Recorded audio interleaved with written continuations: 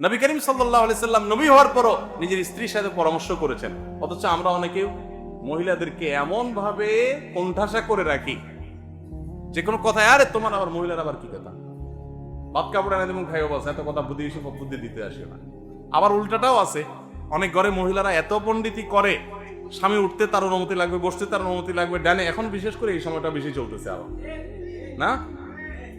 সাংসারিক জীবনে দেখা যায় মায়ের কথা শুনবো না বউয়ের কথা শুনবো, এটা নিয়ে তো পুরুষদের অবস্থা থাকে ওই যে পাটাপুতার গসার মতো মাঝখান দিয়ে, তাই না? জটিল পরিস্থিতিতে, কঠিন পরিস্থিতিতে নিজের স্ত্রী যদি বুদ্ধিমতী স্ত্রী ঘরে থাকেন, তাহলে সেক্ষেত্রে তার বুদ্ধি পরামর্শ আমলে নিতে হয়। স্ত্রী যদি ভালো বুদ্ধি দেন তাহলে সেটা গ্রহণ করতে দোষ নাই, বরং ক্রাইসিস মোমেন্টে মাঝে মধ্যে নিজের স্ত্রীর সাথে একান্তে পরামর্শ করা সুন্নাত। বিশেষ করে স্ত্রী যদি বুদ্ধিমতী হয়, মনে হয় যে হ্যাঁ এটা ভালো পরামর্শ দিতে পারবে, সেটা ভালো কি মন্দ আপনি পরখ করবেন, কিন্তু সেটা আপনি তার সাথে পরামর্শ করবেন, এই করাটা সুন্নাত। নবী সাল্লাল্লাহু আলাইহি ওয়াসাল্লাম সেটা করেছেন। এটা হুদায়বিয়ার সন্ধির একটা শিক্ষা। বিশেষ করে এরকম জটিল পরিস্থিতিতে নিজের মাথায় অনেক কিছু আসে না, তখন কাছের লোকদের একটা সহজ বুদ্ধিতে অনেক আইডিয়া চলে আসে।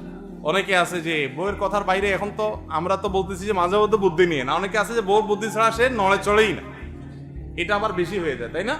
ও যে কোন রাজার ঘটনা আছে না, যে ওই রাজা সব পুরুষদেরকে একত্র করছে যারা বউয়ের কথা শুনে,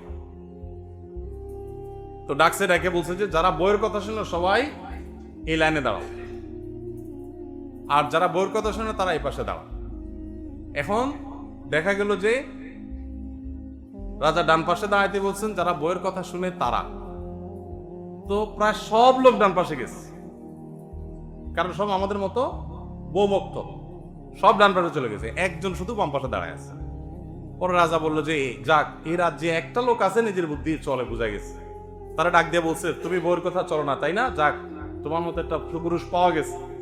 তখন সে বলল, রাজা সাহেব, আসলে আমার স্ত্রী আসার সময় বলে দিছে সবাই যেদিকে দাঁড়া তুমি তার উল্টা দিকে দাঁড়াবা, এই জন্য আমি এদিকে দাঁড়াইছি। রাজা বলল, হ্যাঁ রে, এটাও তো মাঠে মারা গেল।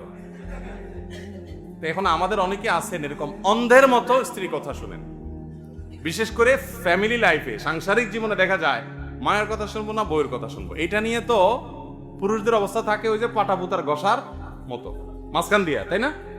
মা বলে আমার কথা শুনবি, আর বউ বলে আমার কথা শুনবো। বউ বলে, দেখো নবীজি হুদায়বিয়ার সন্ধিতে বউয়ের পরামর্শ করছে, চান্দু মাথায় রাখো। আর মায়ে বলে, বেটা আমার পায়ের নিচে তোর জান্নাত, মানে আমার আনুগত্যের মধ্যে তোমার জান্নাত, তুমি আমার কথার বাইরে চললে খবর আছে কিনা। বেচারা চিন্তা করে, যাবো কই, এদিকে গেলেও সমস্যা, ওদিকে গেলেও সমস্যা। তো যাই হোক, মায়ের আনুগত্য বাবার আনুগত্য তো করতেই হবে, যৌক্তিক নির্দেশ হলে সবকিছুর উপরে প্রায়োরিটি দিতে হবে, কিন্তু স্ত্রীর সাথেও প্রয়োজন মতো বিশেষ পরিস্থিতিতে পরামর্শ করার শিক্ষা হুদায়বিয়ার সন্ধি থেকে পাওয়া যায়। নবী সাল্লাল্লাহু আলাইহি সাল্লামের জীবনের এক একটা দিক, বলছিলাম না যে হুদায়বিয়ার সন্ধি নিয়ে আলোচনা করলে ঘন্টা ঘন্টা আলোচনা করা যাবে, অনেক শিক্ষণীয় দিক আছে। আল্লাহ রাব্বুল আলামিন আমাদেরকে নবী সাল্লাল্লাহু আলাইহি সাল্লামের জীবন ইতিহাস থেকে শিক্ষা গ্রহণ করার তৌফিক দান করুন।